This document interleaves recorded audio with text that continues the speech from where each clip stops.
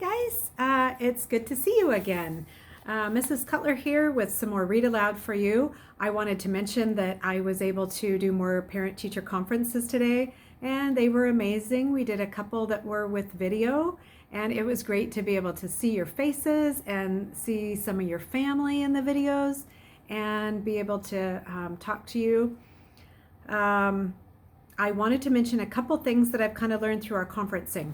One thing is, some of you are making your own student account in Class Dojo.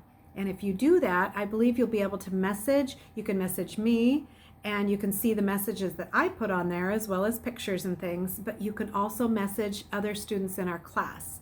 So that's another great way to stay connected. The other thing is, if you go to Google Classroom, you can message other students in our class, as well as, I believe, do some video chats. So some of the students, as I was conferencing today, said that they have been doing video chats with their friends, and I think it's a great way for us to stay connected when we don't have school like this. So be thinking about those opportunities as well.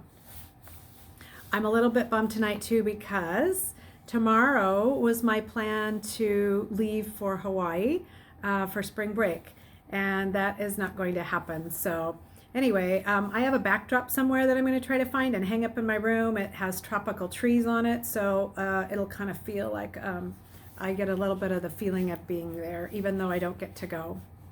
All right, so here we go with our Read Aloud again, Among the Hidden. This is chapter 23. These chapters are pretty short, so I'm going to do 2 chapters tonight.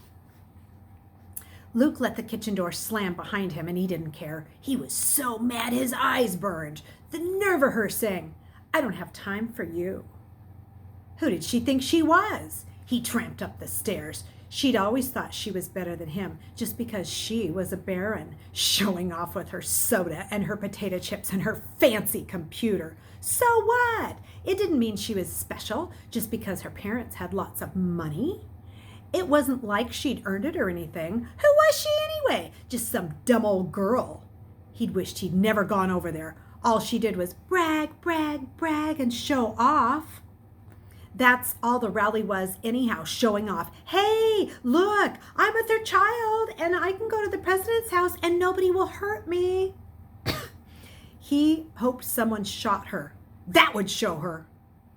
Luke stopped in the middle of pulling the attic door shut behind him. No, he thought, no. He took it back. He didn't want anyone to shoot her. His knees went weak, and he had to sit down on the stairs. All of his anger suddenly turned to fear. What if someone did shoot her? He remembered the sign that she'd wanted him to carry. Give me liberty or give me death. Was she serious? Did she expect to... He stopped himself from thinking the worst. What if she never came back? He should go, only if it was to protect Jin. But he couldn't... Luke buried his face in his hands, trying to hide from his own thoughts. Mother found him there hours later, still crouched on the stairs. Luke, were you getting impatient waiting for me to get home? Did you have a nice day? Luke stared at her as though she were a vision from another life. He started ready to spill everything. He couldn't hold it all in. Mother felt his forehead.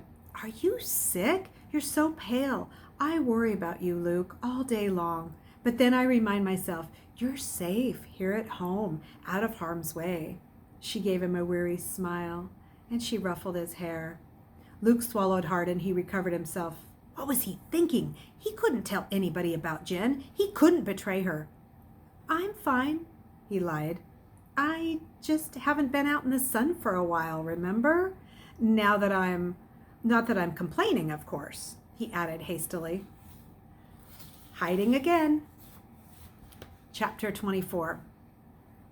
For 3 days, Luke agonized. Sometimes he decided he had to stop Jen, to persuade her not to go, and sometimes he decided he ought to go for her. Sometimes he was mad again, and he thought he should just stalk right over there and demand an apology. But anything he might do required seeing Jen, and that wasn't possible. It poured every day. The rain was coming down in long, dreary sheets that made Luke feel worse as he watched from the attic vents. Downstairs, he could hear Dad stomping around, muttering every now and then about the time the topsoil was being lost from it with every raindrop. Luke felt like a prisoner. Thursday night, he went to bed convinced that he'd never be able to sleep for imagining Jen and the others in her car getting farther and farther from him and closer to danger. But he must have dozed off because he woke up to total darkness. His heart pounded. He was sweaty. Had he been dreaming something? Had he heard something? A floorboard creaked. His ears roared as he tried to listen. Was that someone else's breath? Or just his own, loud and scared? A beam of light swept across his face. "Luke!" A whisper. Luke bolted up in his bed. "Jen, is that you?" She switched on her flashlight. "Yes." "I thought I'd kill myself getting up those stairs. Why didn't you tell me they were so narrow?" She sounded like the old Jen, not mad and not crazy. "Well, I didn't know you'd be climbing them," Luke said. It was insane to be talking about stairs now, in the middle of the night, in his room. Every word either of them spoke was dangerous. Mother was a light sleeper, but Luke was delighted not to be moving on, not to be talking about Jen and what she had really come to talk about. "Your parents didn't lock the doors," Jen said. She seemed to be stalling too. "Guess I'm lucky the government outlawed pets. Didn't farmers always used to keep big guard dogs that would chomp people's head offs in one bite?" Luke shrugged. Then he remembered that Jen couldn't see in the dark. "Jen, He wasn't sure what he was going to say until he said it. "I still can't go. I'm sorry. It's something about having parents who are farmers, not lawyers, and not being a baron. It's people like you who change history. It's people like me, well, let's just say, let things happen to us." "No, you're wrong. You can make this happen." Luke sensed rather than saw Jen shaking her head. Even in the dark, he could visualize every precisely cut strand of hair bouncing and falling back into place. "I'm sorry," she continued. "I didn't come here to harp at you. This is dangerous, and no one should go unwillingly. I was too hard on you the other day. I just wanted to say, you've been a good friend, and I'll miss you."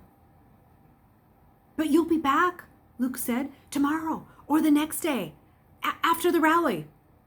"I'll be over to visit. If your rally works, I'll be walking in the front door." "We can hope," Jen said softly. Her voice faded away. "Goodbye, Luke." Chapter 25. So we're getting really close to the end of the book, and I'm excited to find out what happens in the end. By the way, this is an AR book, and you will be able to take an AR test on this when it's finished. Remember, we've turned on the AR tests so you can take those at home. So any books that you read, you can take AR tests on. Also, remember, any of the passages that we've read so far this year from our ReadyGen curriculum is also assigned and posted for you on our Google Classroom.